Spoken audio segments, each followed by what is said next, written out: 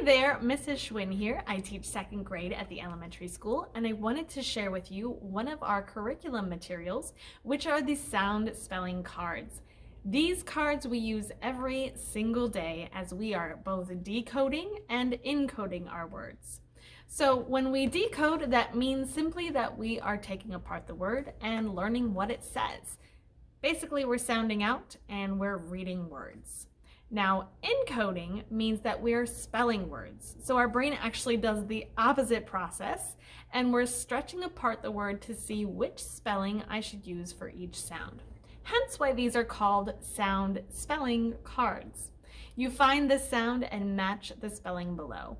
Now, these cards are filled with wonderful magic that will help you help your student. Now, the students should know all of these things already, but you at home probably don't know all the different parts to the sound spelling cards. So we're going to go through those today so that you can use these at home and make sure that you are matching what we're doing here at school. So let's dive in. On our sound spelling cards, we have a lot of things that are useful to students as they are learning to read and spell. The first and foremost thing that is the most helpful is that we remember that the English language has both vowels and consonants. You'll see here that my vowels up top are in red letters and my consonants are in black. This carries out through the whole thing. You'll also notice that down below, my vowels are in red and my consonants are in black.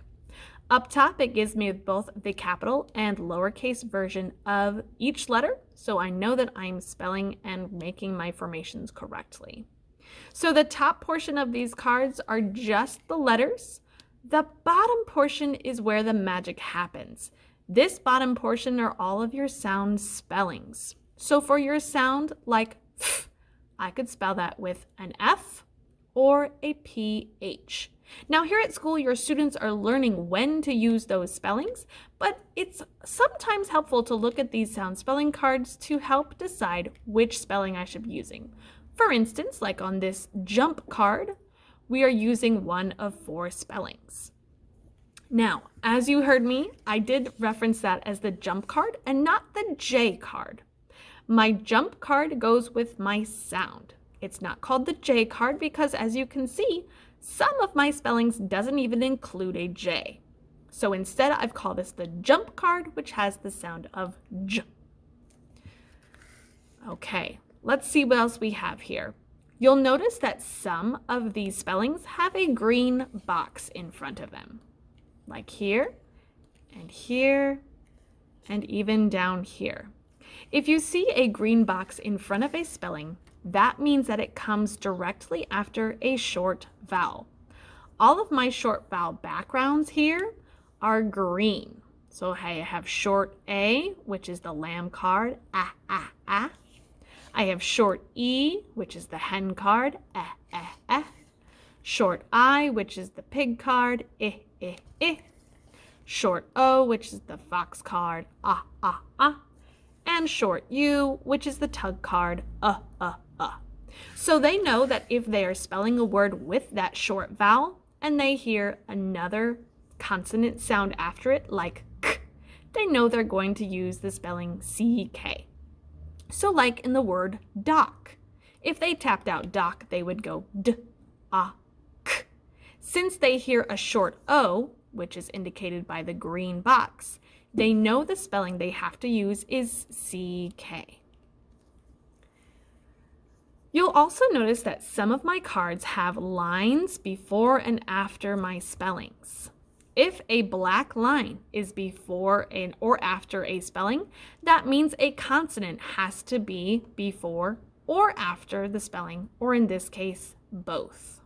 So like in the word bread, I have a R sound in front, which is a consonant, and a D sound behind, which is a consonant D. So I know if I have a consonant in front and a consonant behind, my short E is going to be spelled with EA. Now some of my lines are also red, like this. If it's a red line, then I know that it has to be a vowel, because remember, vowels are indicated with red letters. So red line, red letter. It has to be a vowel like that.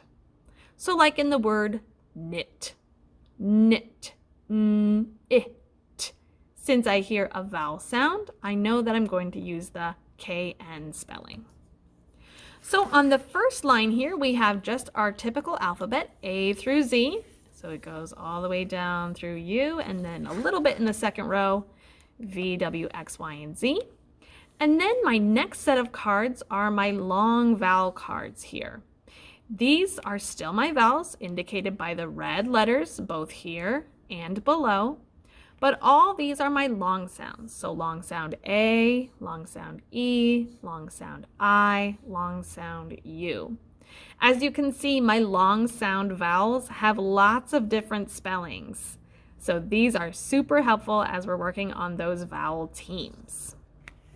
As we continue, this set of cards are our digraphs. So I have SH, which says sh, TH, which says th or v, CH or TCH, which says ch, NG, which says ng, and NK is technically two sounds, nk, but they put it as a digraph. But this one is two sounds.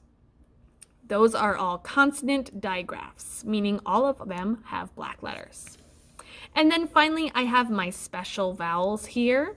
These are what we call our vowel teams. I can find some vowel teams over here in the spellings, but they're also over here in the blue. If you see that it is a special vowel, it has a blue background, but my letters are still red to indicate vowel sounds. So my first three cards here, the stork card, the armadillo card, and the bird card are what we call our controlled vowels.